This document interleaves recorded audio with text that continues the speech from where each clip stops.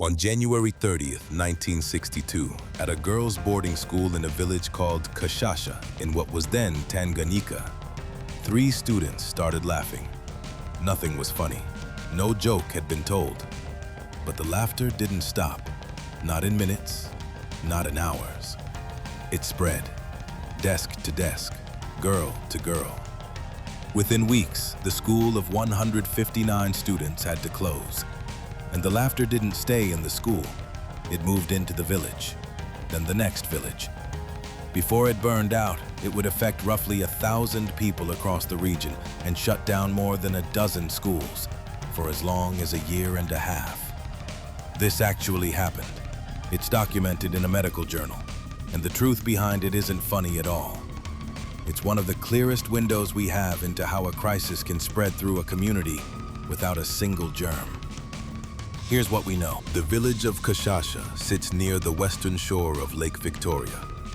The school was a mission-run boarding school for girls, most of them between 12 and 18. It began with 3. According to the report later published by 2 doctors, the laughter came in attacks. A person would laugh and sometimes cry on and off for anywhere from a few hours to 16 days. That detail matters, so sit with it. This was not joy. Victims described pain. Some grew restless and agitated, even violent if restrained. Some reported things that weren't there. Between attacks, they were completely normal. And then it would seize them again. By March 18th, barely 6 weeks in, 95 of the 159 students were affected. The school gave up and closed. And that's exactly how it spread. The school sent the girls home. The girls carried it with them. Within days in the village of Nshamba, where several of them lived, 217 people were laughing, most of them young, many of them the returning students' families and friends. From there, it jumped to another girls' school, then into Bukoba town, then outward. Schools closed in a chain. The reports counted roughly 1,000 people affected over 18 months before it finally faded. No one died, but no one could explain it either. The first instinct was the obvious one. This is a disease. Something in the water, something in the food, a poison, a virus, a toxin in the air. So they looked.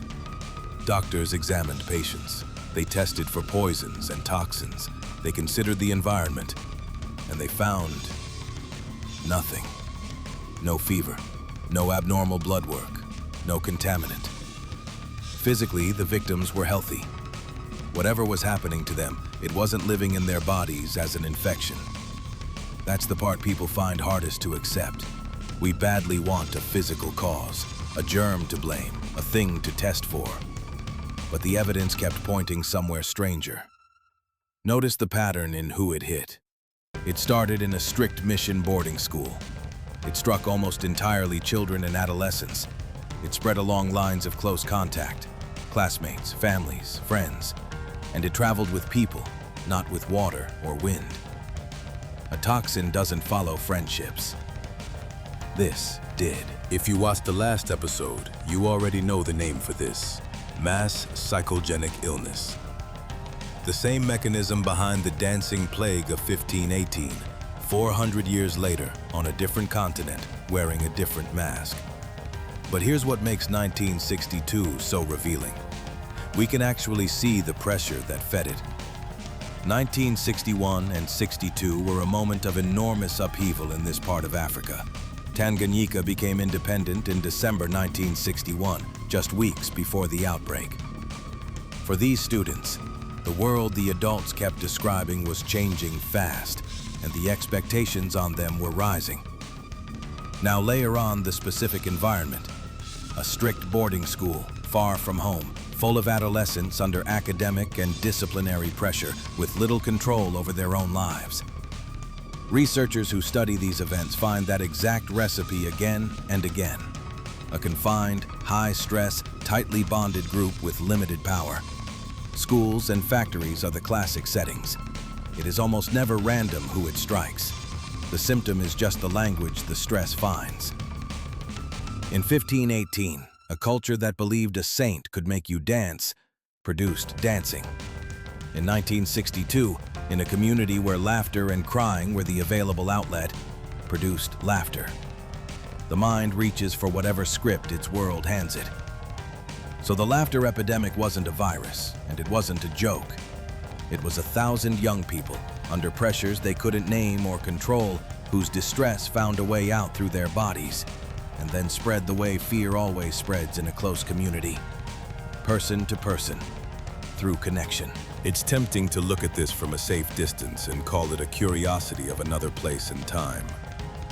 I think that's a mistake. The same one people make about 1518, because outbreaks like this keep happening. In schools, in workplaces, in whole communities, in the decades since and right up to now. Same trigger conditions: stress, confinement, a tight-knit group, and a shared sense that something is wrong. The symptoms change with the times.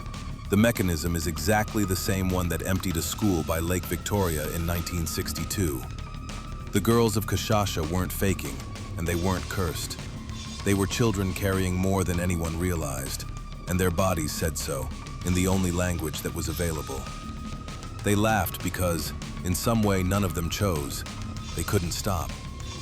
If 1,000 people laughing for a year and a half is hard to believe, wait until you hear how an entire civilization, the most advanced in the ancient world, simply vanished in a single generation. No one fully knows why. That's next.